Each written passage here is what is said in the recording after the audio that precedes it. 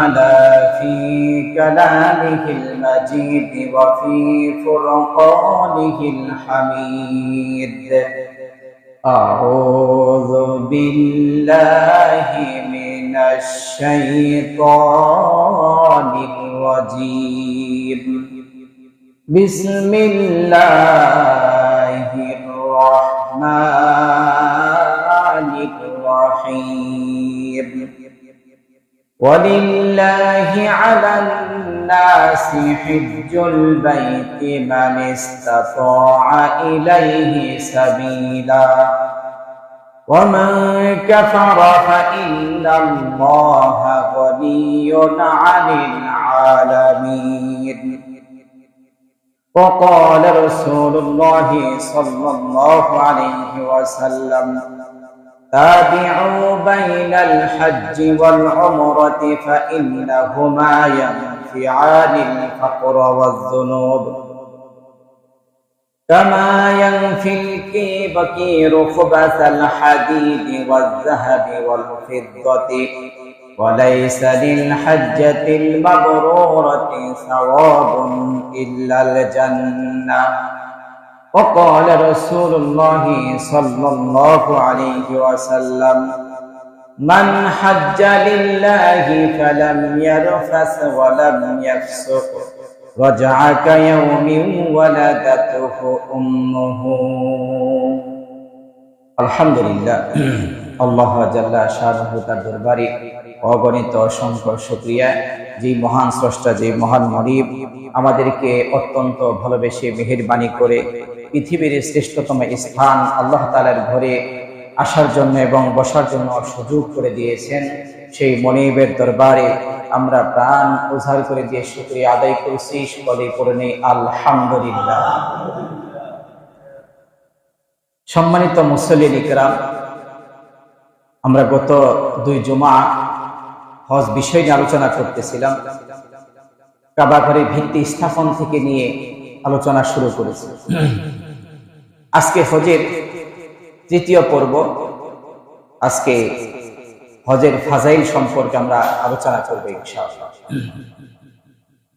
বিগত 2 জুমা কোরআন হাদিসের আলোকে তথ্যভিত্তিক যুগোপযোগী আলোচনা আমরা করেছি। আজকে হজের ফাজাইল নিয়ে আমরা কথা বলবো ইনশাআল্লাহ। আমি পবিত্র কালামুল্লাহ শরীফের সূরা আলে ইমরানের 97 নম্বর আয়াতে কারিমা তেলাওয়াত করেছি এবং রাসূল সাল্লাল্লাহু আলাইহি সাল্লামের পবিত্র মুখ নিঃসৃত 2খানা হাদিসে নববী পেশ করেছি। আল্লাহ চাহে তো এখান থেকে কথা বলবো ইনশাআল্লাহ। সম্মানিত বন্ধুগণ, হজ সম্পর্কে আল্লাহ তাআলা কোরআনে কারীমের সূরা আলে ইমরানের 97 নম্বর আয়াতে কারিমার মধ্যে বলেছেন: ওয়ালিল্লাহি আলান নাসি হিজ্জুল বাইতি মান ইসতাতাআ ইলাইহি সাবিলা ওয়া মান কাফারা ফাইন্নাল্লাহা গানিয়্যুন আনিল আলামিন। মানুষের উপর আল্লাহর অধিকার রয়েছে যাদের বাইতুল্লাহ পর্যন্ত পৌঁছাবার শক্তি সামর্থ্য রয়েছে। আল্লাহ বলে তারা যেন হজ পালন করে। আর যে ব্যক্তি নির্দেশ অমান্য করে কুফরির আচরণ করবে, তার জেনে রাখা উচিত আল্লাহ তাআলা এই বিশ্ব প্রকৃতির অবস্থানকারীদের কারো কোনো মুখাপেক্ষী নন। কথা বলেন ঠিক কি? বিশ্বের কোনো কিছুরই আল্লাহ তাআলা মুখাপেক্ষী নন। সুতরাং আল্লাহ তাআলা হজ পালন করার জন্য নির্দেশ দিচ্ছেন। হজকে ফরজ করে দেওয়া হয়েছে যারা বাইতুল্লাহ পর্যন্ত পৌঁছাবার শক্তি সামর্থ্য রাখে। এই পরিমাণ যাদের সামর্থ্য রয়েছে তাদের উপরে হজকে ফরজ করা হয়েছে। বুখারী এবং মুসলিম শরীফের বর্ণনা, আল্লাহর নবী সাল্লাল্লাহু আলাইহি ওয়াসাল্লাম বলেছেন: ইয়া আইয়ুহান নাস قد فرض الله عليكم الحج فحجوا। এই হাদিসটা অধিক হাদিস বর্ণনাকারী সাহাবী, বিখ্যাত সাহাবী হযরত আবু হুরায়রা রাদিয়াল্লাহু তাআলা আনহু তিনি বর্ণনা করেছেন, আল্লাহর নবী সাল্লাল্লাহু আলাইহি ওয়াসাল্লাম বলেন: হে মানব মণ্ডলী, হে লোক সকল, আল্লাহ তাআলা তোমাদের উপরে হজ ফরজ করে দিয়েছেন, অতএব তোমরা হজ পালন করো। সুবহানাল্লাহ, হজ পালন করো। তাহলে আমরা কোরআন এবং হাদিস থেকে পেলাম যে হজ আমাদের উপরে ফরজ করা হয়েছে, যাদের সামর্থ্য রয়েছে হজ করার। হজ পালন করলে কি হবে, এর ফাজাইলটা কি, উপকারিতা কি, কল্যাণ কি, কি লাভ হবে, সেই সম্পর্কে অগণিত অসংখ্য হাদিসের মধ্যে আল্লাহ রাসূল সাল্লাল্লাহু আলাইহি ওয়াসাল্লাম বর্ণনা করেছেন। আমরা সেই হাদিস থেকে আমরা হজের ফাজাইল সম্পর্কে জানবো সকলে পড়ে ইনশাআল্লাহ। সম্মানিত বন্ধুগণ, আল্লাহর নবী সাল্লাল্লাহু আলাইহি ওয়াসাল্লাম হজের ফাজাইল কি সেই সম্পর্কে বুখারী শরীফের 1428 নম্বর হাদিস, মুসলিম শরীফের 3357 নম্বর হাদিসের মধ্যে আল্লাহর নবী সাল্লাল্লাহু আলাইহি ওয়াসাল্লাম বলেন, আন আবি হুরায়রা রাদিয়াল্লাহু তাআলা قال رسول الله صلى الله عليه وسلم من حج لله فلم يرفث ولم يفسق رجع كيوم ولدته امه। রাসূল সাল্লাল্লাহু আলাইহি ওয়াসাল্লাম বলেন, যে ব্যক্তি নিজের কামনা বাসনা এবং আল্লাহর নাফরমানি থেকে বিরত থেকে আল্লাহকে সন্তুষ্ট করার জন্য, আল্লাহকে খুশি করার জন্য হজ কার্য সমাধা করলো, সে ব্যক্তি যেন মাতৃগর্ভ থেকে কেবলমাত্র ভূমিষ্ঠ হয়ে দুনিয়াতে প্রত্যাবর্তন করলো। সুবহানাল্লাহ, সে নিষ্পাপ হয়ে গেল, সে মাসুম হয়ে গেল, সে যেন কেবলমাত্র মায়ের পেট থেকে দুনিয়াতে আগমন করল। আমার বন্ধুগণ, আল্লাহর নবী সাল্লাল্লাহু আলাইহি ওয়াসাল্লাম আরেকটি হাদিস, মুসলিম শরীফের 258 নম্বর হাদিস, এই হাদিসটা আবু হুরায়রা রাদিয়াল্লাহু তাআলা তিনি বর্ণনা করেছেন। আন আবি হুরায়রা রাদিয়াল্লাহু তাআলা قال سئل رسول الله صلى الله عليه وسلم أفضل العبادة الإيمان بالله ورسوله قيل ثم ماذا قال الجهاد في سبيل الله قيل ثم ماذا قال حج مبرور। নবীজি বলেন, আবু হুরায়রা থেকে বর্ণিত, তিনি বলেন আল্লাহ রাসূল সাল্লাল্লাহু আলাইহি ওয়াসাল্লামকে জিজ্ঞেস করা হলো, ইয়া রাসূলুল্লাহ, সর্বোত্তম আমল কোনটি? নবীজি বললেন, ঈমানু বিল্লাহ, আল ঈমানু বিল্লাহি ওয়া রাসূলিহি, আল্লাহ এবং তার রাসূলের প্রতি ঈমান আনয়ন করা। কিলা সুম্মা মাযা, এরপর আবার জিজ্ঞেস করা হলো এরপর কোনটি? ক্বালা আল জিহাদু ফি সাবিলিল্লাহ, রাসূল বললেন এরপর আল্লাহর রাস্তায় জিহাদ করা। কিলা সুম্মা মাযা, এরপর আবার জিজ্ঞেস করা হলো ইয়া রাসূলুল্লাহ, এরপর কোনটি? নবীজি বললেন, ক্বালা হাজ্জুম মাবরুর, কবুল হজ। সুবহানাল্লাহ। এই হাদিসের মধ্যে তিনটি সর্বোত্তম আমলের কথা বলা হয়েছে, তার মধ্যে হজ একটি। এবং ইসলামের বুনিয়াদ কয়টি? 5টি স্তম্ভ রয়েছে। হাদিস শরীফের মধ্যে এসেছে 5টি স্তম্ভের মধ্যে হজ একটি। বুনিয়াল ইসলামু আলা খামসিন, শাহাদাতি আল্লা ইলাহা ইল্লাল্লাহ মুহাম্মাদুর রাসূলুল্লাহ ওয়া ইকামিস সালাতি ওয়া ইতাইজ যাকাতি ওয়াল হজ্জি ওয়া সাওমি রমাদান। ইসলামের বুনিয়াদ 5টি, তার মধ্যে হজ অন্যতম একটি ইবাদত। আমার বন্ধুগণ, এটি শ্রেষ্ঠ উত্তম একটি আমল, একটি ইবাদত। আর এই হজের ফাজিল সম্পর্কে আরেকটা হাদিস, তিরমিজি শরীফের 810 নম্বর হাদিস। হাদিসটা বর্ণনা করেছেন আব্দুল্লাহ ইবনে মাসউদ রাদিয়াল্লাহু তাআলা قال قال رسول الله صلى الله عليه وسلم تابعوا بين الحج والعمرة فإنهما ينفيان الفقر والذنوب كما ينفي الكير خبث الحديد والذهب والفضة وليس للحجة المبرورة ليس له جزاء إلا الجنة ওয়ালাইসা লিল হাজ্জাতিল মাবরুরাতি সাওয়াবুন ইল্লাল জান্নাহ। আব্দুল্লাহ ইবনে মাসউদ জলিল কদর সাহাবী, বিখ্যাত সাহাবী হাদিসটি বর্ণনা করেছেন। তিনি বলেন, আল্লাহর নবী সাল্লাল্লাহু আলাইহি ওয়াসাল্লাম বলেন, তোমরা হজ এবং উমরা পরপর আদায় করো সঙ্গে সঙ্গে, কেননা এই দুটি কাজ তোমাদেরকে দারিদ্রতা এবং গুনাহ থেকে তোমাদেরকে মুক্ত করে দেয়। সুবহানাল্লাহ। গুনাহ থেকে এবং দারিদ্রতা থেকে পূত পবিত্র করে পরিচ্ছন্ন করে দেয়, বলুন সুবহানাল্লাহ। আমার ভাইয়ের, আল্লাহর নবী বললেন তাদের কিভাবে নিষ্পাপ করে দেয়। আর উদাহরণ দিলেন হাদিসের মধ্যে, যেমনি বাবের লোহার মরিচিকাকে দূর করে দেয়, স্বর্ণরৌপ্য থেকে ময়লা দূর করে দেয়। আর হজে মাবরুর হলো সব হলে একমাত্র কেবলমাত্র জান্নাত। সুবহানাল্লাহ। এই হাদিসের উপরে আমার ওই দিন থেকে এতটা ইকিন বিশ্বাস হয়েছে। কোন দিন? এই যে বিগত 19 সাল গেল, কত সাল? 19 সাল গেল। 19 সালে আমার এক বন্ধু থাকে খুলনাতে। খুলনাতে থাকলে একদিন ফোন দিয়েছে, দোস্ত আমার একজন খুবই কাছের মুসল্লি তো সবাই একরকম থাকে না, অনেকেই ইমামদের সাথে ভালো সম্পর্ক রাখতে চায়, কি বলে ঠিক না? অনেকে ইমামদের সাথে সুসম্পর্ক রাখতে চায়, তো কাছাকাছি থাকে, যে তাদের কাছে শিখবো, জানবো, পরকালে যাতে করে নাজাতের ব্যবস্থা হয়ে যায়। তো বন্ধু বলতেছে, দোস্ত আমি তো আমার একজন কাছের, খুবই অত্যন্ত কাছের মুসল্লি, মুরব্বী মানুষ, তো উনি খুব বিপদগামী হয়ে গেছে। তো উনি এমন কিছু আমল চাচ্ছে, তার বিশ্বাস যে আল্লাহ তাআলার পক্ষ থেকে এই সমস্যার সমাধান আসতে পারে। আমি তো বললাম, অবশ্যই সকল সমস্যার সমাধান করতে পারেন কে? আল্লাহ করতে পারেন। এটা তো অবশ্যই এই বিশ্বাস থাকা একান্ত কর্তব্য, জরুরি। তো বলতেছে, দোস্ত কি আমল দিব তারে? বারবার আমাকে প্যারা দিচ্ছে যে এমন আমল দেন যাতে করে আল্লাহর পক্ষ থেকে ফায়সালা হয়ে যায়।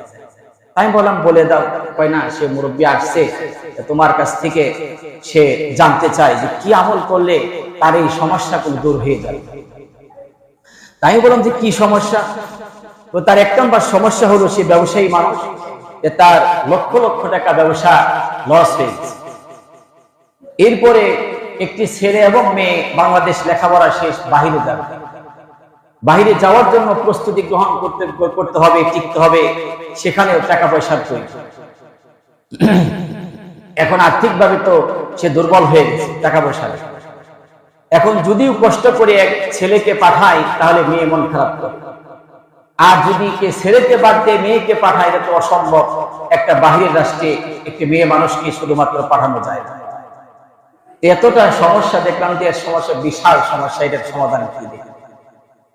তো পরে মুরব্বীকে ফোন দিয়েছে, মুরব্বী বলতেছে ফোনে যে আমাকে এমন কিছু আমল দেন, এমন কিছু আমি আমল আপনার কাছে চাই, করতে চাই, যাতে করে আমি আল্লাহর পক্ষ থেকে সমাধান পেয়ে যাই। আমি বললাম যে আপনি নামাজ পড়েন? হ্যাঁ, নামাজ পড়ি। আমি বললাম, আজকে থেকে আপনি 5 ওয়াক্ত নামাজের প্রত্যেকটা নামাজ কাজা করবেনই না, নফলটা পড়বেন, প্লাস প্রতিদিন আজকে থেকে 40 দিন তাহাজ্জুদের নামাজ ছাড়বেন। প্রতিদিন তাহাজ্জুদ করে আল্লাহর কাছে কাঁদেন। আল্লাহর পক্ষ থেকে আপনার এই সকল সমস্যার সমাধান একমাত্র আল্লাহ তাআলা করতে পারেন। তো মুরব্বী ঠিক আছে, আমল করা শুরু করে দিল। 40 দিন পার হয়ে গেল।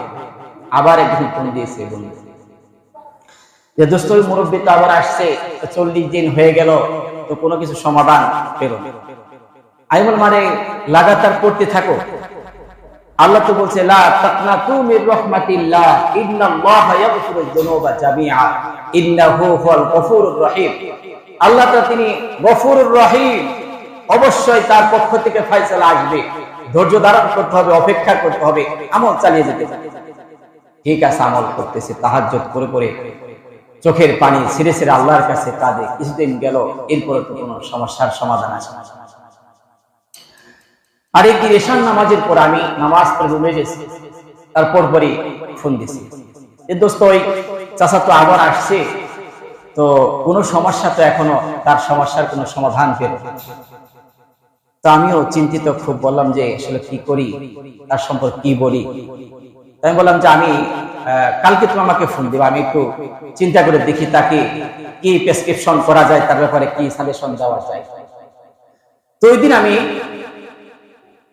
এই হাদিসটা মোতালাকা করতেছিলাম, তাবিউ বাইনাল হজ্জ ওয়াল উমরাতি ফাইন্নাহুমা ইয়ানফিআনিল ফাকরা ওয়াজ যুনুব, যে হজ এবং উমরা পালন করলে আল্লাহ তাআলা তার কাছ থেকে দারিদ্র এবং গুনাহ থেকে মুক্ত করে দেয়। সুবহানাল্লাহ।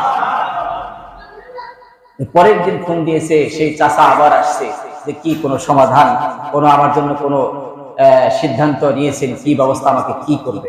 মুরিদ বলতেছে আর আমাকে টাটকা আমল দেন, গরম, যেটা করলে নগদে পেয়ে যাবে, বুঝলেন, গরম, একেবারে গরম দেন। আমি বললাম যে তা এত গরম তো দেওয়া যায় না, গরম আমল তো নেই। পরে আমি আমার দোস্তকে, বন্ধুকে বললাম যে সে কি ৮০-৯০ হাজার টাকা ব্যবস্থা করতে পারবে।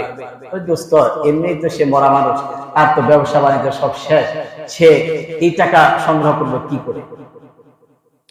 ওই মুরব্বী ও চাচার কাছে দিছে, বলেন যে বলতেছে যে হুজুর আচ্ছা কি বলেন দেখি। আমি বললাম যে আপনি কি ৮০-৯০ হাজার টাকা ব্যবস্থা করতে পারবে। আচ্ছা ব্যবস্থা আমি করলাম, তারপরে কি করব। আমি বললাম আপনি ৮০-৯০ হাজার টাকা ব্যবস্থা করে আপনি উমরাতে চলে যান, আল্লাহ তাআলার ঘর বাইতুল্লাহতে চলে যান। এই পৃথিবীর একমাত্র জায়গা, কেন্দ্রবিন্দু যেটা হেদায়েতের জায়গা, দোয়া কবুলের জায়গা, আল্লাহর ঘর ধরে আপনি আপনার চোখের পানি ছেড়ে আল্লাহর কাছে আপনি আরজি দেন, মর্জি দেন, আপনি আল্লাহর কাছে আবেদন করেন, আপনার সমস্যার সমাধান হয়ে যাবে ইনশাআল্লাহ। তো বেচারার মন কি নরম হয়ে গেল। আচ্ছা ভাই ঠিক আছে, রাজি হয়ে গেল। সে ব্যবস্থা করে উমরাতে চলে গেল।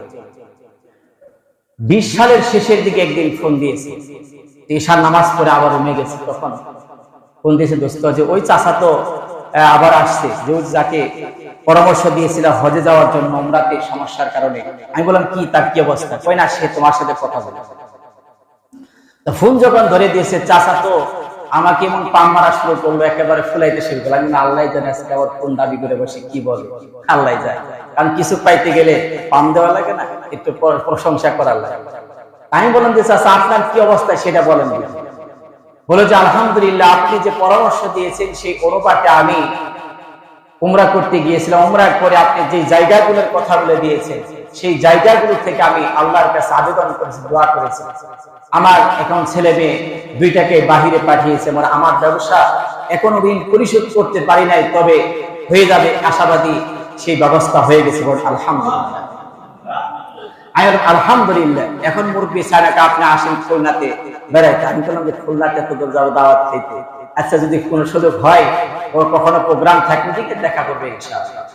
তখন থেকে আমার হাদিসের প্রতি এতটা বিশ্বাস জন্মেছে। আল্লাহ রাসূল বলেছে তাবিউ বাইনাল হজ্জ ওয়াল উমরাতি ফাইন্নাহুমা ইয়ানফিআনিল ফাকরা ওয়াজ যুনুব। তিরমিজি শরীফের 810 নম্বর হাদিস। আমার ভাইরা, আজকে কত টাকা পয়সা কত দিকে খরচ করা হয়। মানুষ পার্শ্ববর্তী দেশ আমাদের ইন্ডিয়াতে বেড়াতে যায়, কলকাতা যায়, দার্জিলিং যায়, বোম্বে যায়, কত জায়গায় বেড়াইতেছে, হাজার হাজার টাকা খরচ করছে। আইফোন চালায় 1.5 লক্ষ 2 লক্ষ টাকা দামের আইফোন চালাইতেছে। বাংলাদেশে কত স্পট রয়েছে, সেখানে হাজার হাজার টাকা খরচ করছে। আপনি একটা বার আপনি এই অপচয় না করে টাকাগুলো সৎ রাস্তায় সঠিক জায়গায় খরচ করুন। বাইতুল্লাহতে যান উমরা করার জন্য।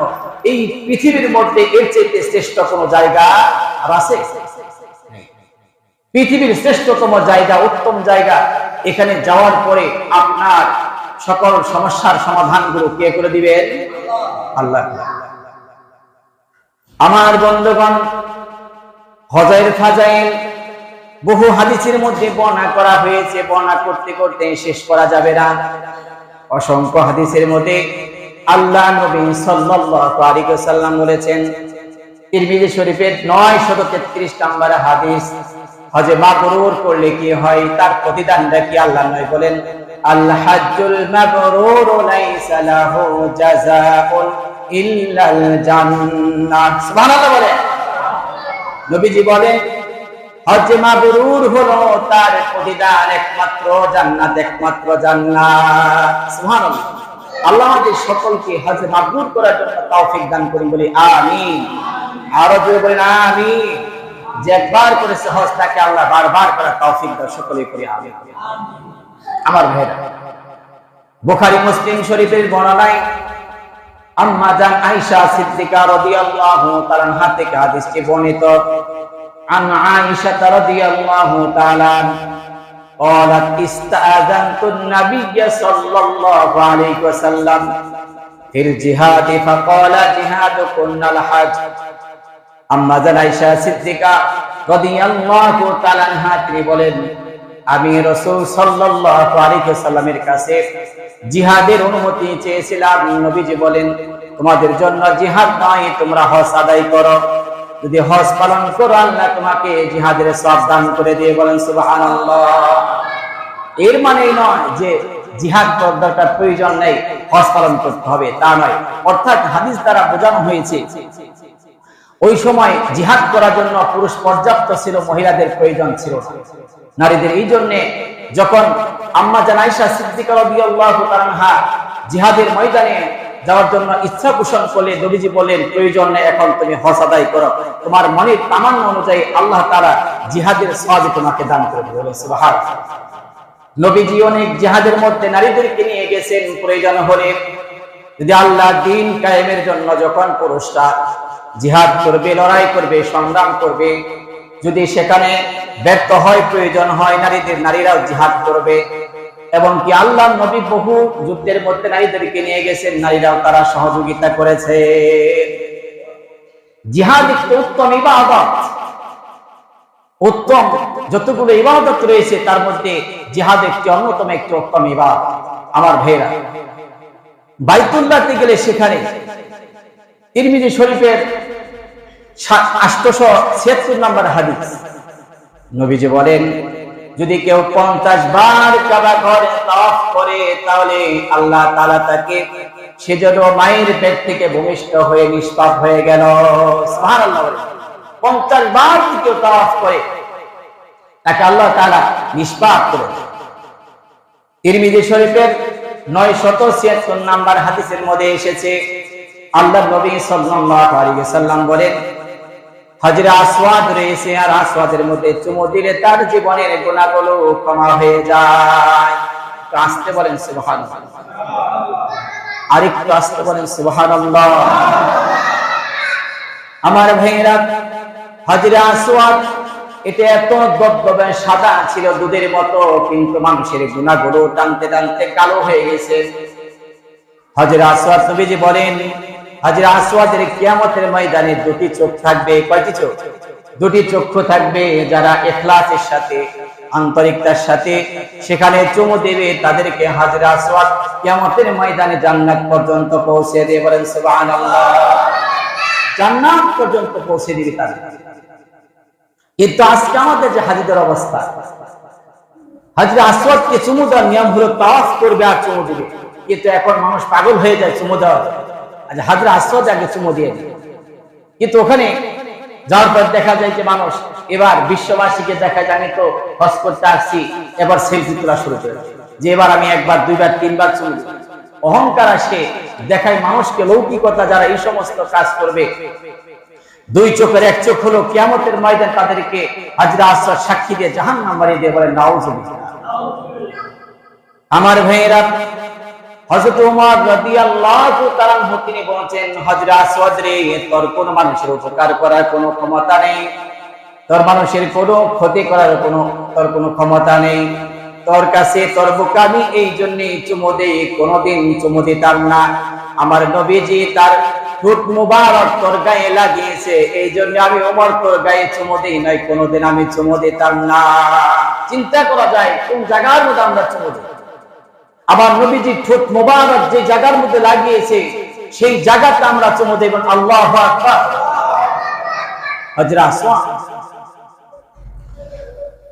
আল্লাহ নবী সাল্লাল্লাহু আলাইহি ওয়াসাল্লাম আরো বলেন হাদিসের মধ্যে, মান যারা কবরি ওয়াজাবাত লাহু শাফাআতি, যে ব্যক্তি আমার রওজা জিয়ারত করবে, আমি নবীজি কিয়ামতের ময়দানে তার জন্য সুপারিশ করা আমি নবীর উপরে ওয়াজিব হয়ে যায়, ওয়াজিব হয়ে যায়। সুবহানাল্লাহ। আমি নবী তার জন্য সুপারিশ করে ওয়াজিব দেই, আমি তার জন্য সুপারিশ করব। কিন্তু আজকে দুঃখজনক ব্যাপার, হাজিরা যখন আল্লাহ নবী সাল্লাল্লাহু আলাইহি সাল্লামের রওজা মুবারকে জিয়ারত করতে যায়, সেখানে গিয়েও তারা সেলফি তোলা শুরু করে। সেলফি হাজি, এদেরকে আমি নাম দিয়েছি সেলফি হাজি। কি হাজি? সেলফি হাজি, খালি ছবি তুলবে। আর বিশ্ববাসীকে দেখায়, আমি দেখো না হজ করতে আসছি, এখন নবীজির রওজা জিয়ারত করি। এটা উদাহরণ দিলে মানায় না, তারপরে বোঝার জন্য উদাহরণ। ধরেন যে প্রাইম মিনিস্টারের কাছে কেউ গেল, যে তাকে পিছনে রেখে ছবি তোলা শুরু করলো। প্রাইম মিনিস্টার কিছু বলার আগে তার যে হিতাকাঙ্ক্ষী রয়েছে তারা লাথি দেওয়া তোমার ভেঙে দিবে না? এবারে বেয়াদব এখানে কেন ঢুকছে?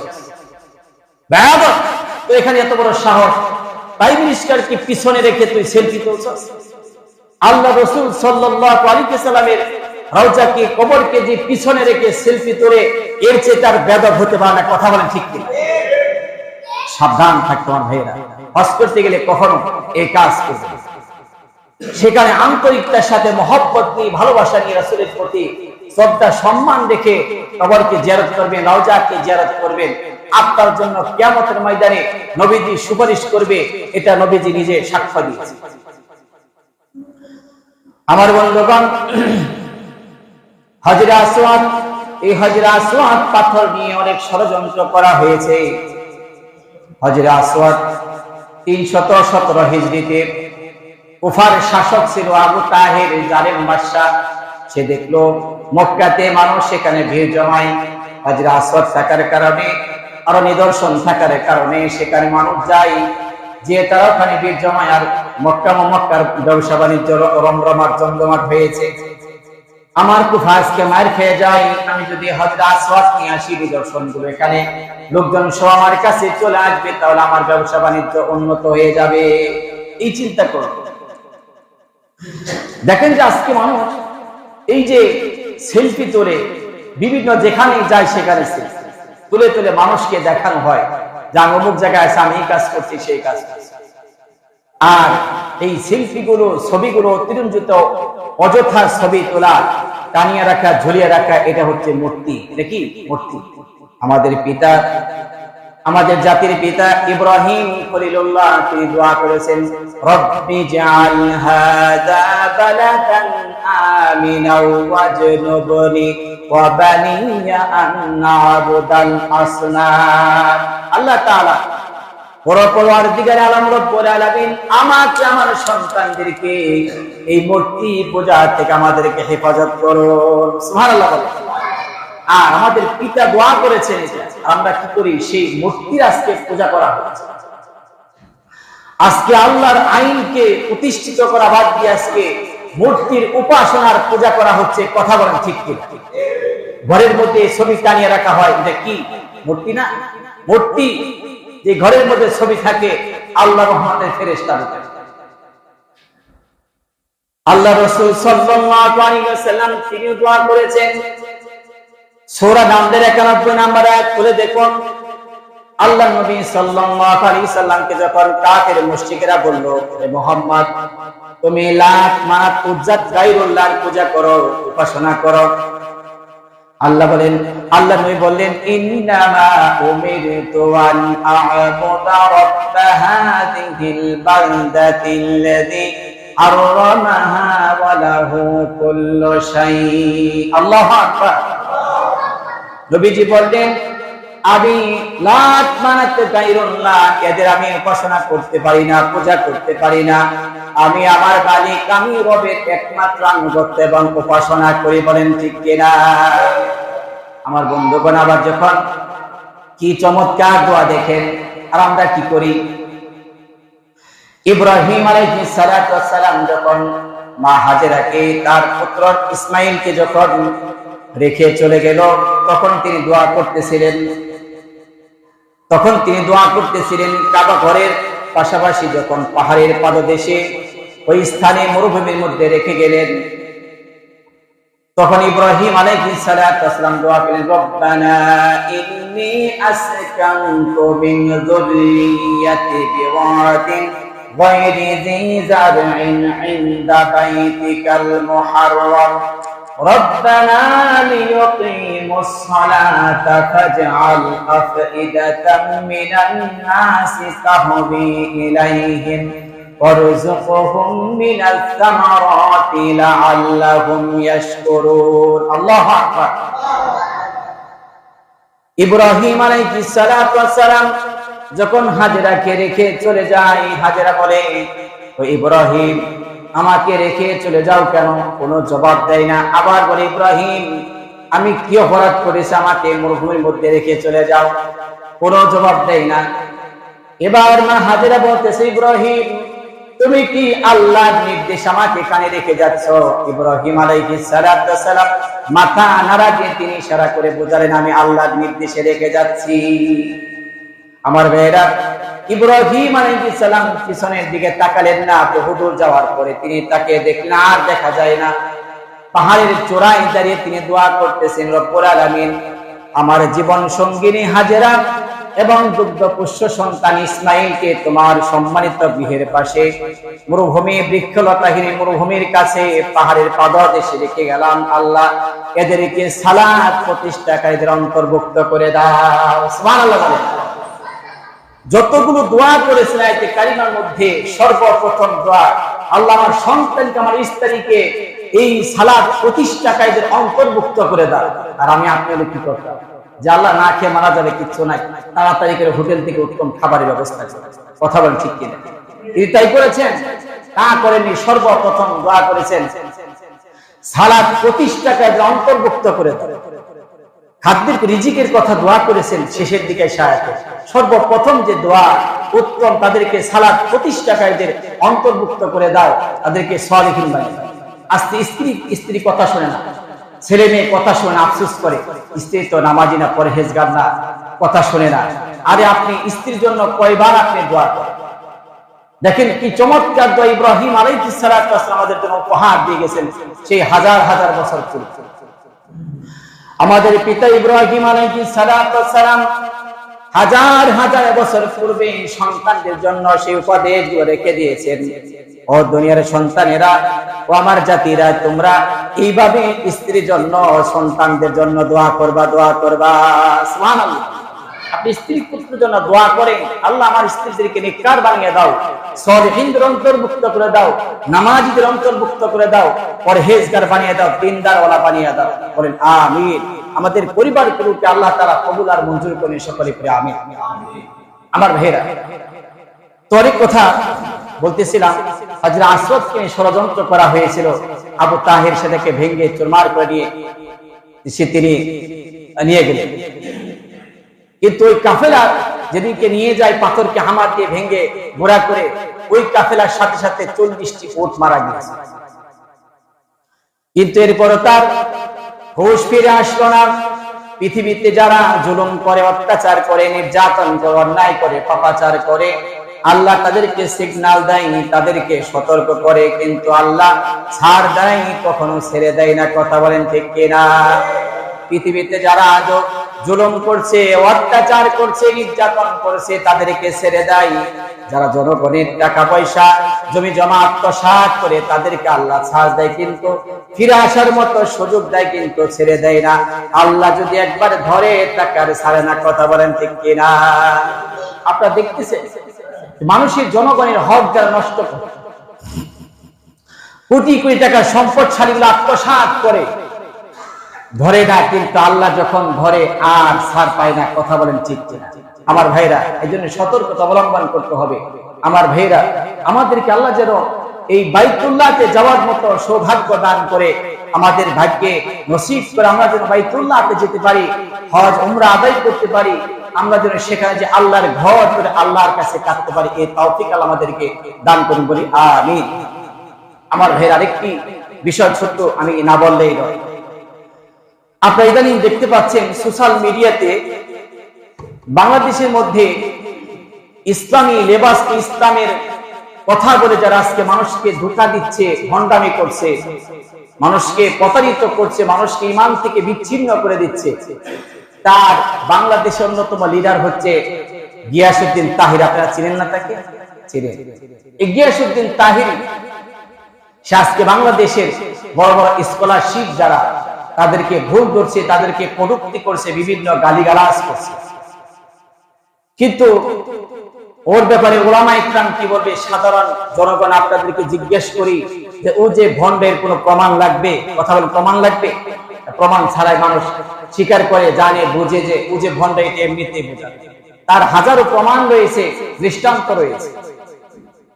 তার আমি একটি দৃষ্টান্ত আপনাদের উদাহরণ দিই, তার একটি প্রমাণ দেওয়ার পরে। এরকম একটা কথা আছে যে আল্লাহ ধন রাসূলকে দিয়ে আল্লাহ গেলেন গায়েব হয়ে, এরকম কথা আছে না?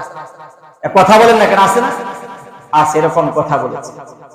যদি কেউ এই কথা বলে, বিশ্বাস করে যে আল্লাহ গায়েব হয়ে গেছে, আচ্ছা আপনারা বলেন তো, জবাব দেন যে আল্লাহ গায়েব হয়েছে না আল্লাহ আছে? আওয়াজ দেবেন, আল্লাহ আছে না নাই? আল্লাহ আছে। যদি কেউ বিশ্বাস করে, কথা বলে যে আল্লাহ গায়েব হয়ে গেছে, ও কাফের, সাথে সাথে মুশরিক হয়ে যাবে, ওর ঈমান থাকবে না। কথা বলেন ঠিক কিনা? তার আমি দলিল প্রমাণ দেই এই আয়াত আর এই কথার জবাবে সূরা আনআমের 51 নম্বর আয়াত, 50 নম্বর আয়াত এবং সূরা হুদের 31 নম্বর আয়াত খুলে দেখুন। যারা আল্লাহকে গায়েব হয়ে গেছে, আল্লাহ এই কথা বলতে আল্লাহর অস্তিত্ব নেই, তারা কাফের হয়ে। সুতরাং আমরা একে সতর্ক করে দিতে চাই যে উলামা ইকরামদেরকে যারা সমস্ত কটূক্তি করবে, বিভিন্ন বাজে কথা বলবে, এর পরবর্তীতে বলা হলে উত্তম জবাব দেওয়া হবে, আর এদেরকে সাবধান থাকতে হবে। এরপরও কথাবার্তা গ্রহণ করা যাবে না। যদি এর কথা শোনেন, গ্রহণ করেন, হতে পারে আপনি ঈমান থেকে বিচ্ছিন্ন হয়ে যেতে পারেন। আল্লাহ আমাদের সকলকে সঠিক বুঝদান করুন, বলি আমিন। ওয়া আখিরু দাওয়ানা আলহামদুলিল্লাহি রাব্বিল আলামিন। আসসালামু আলাইকুম ওয়া রাহমাতুল্লাহি ওয়া বারাকাতুহু।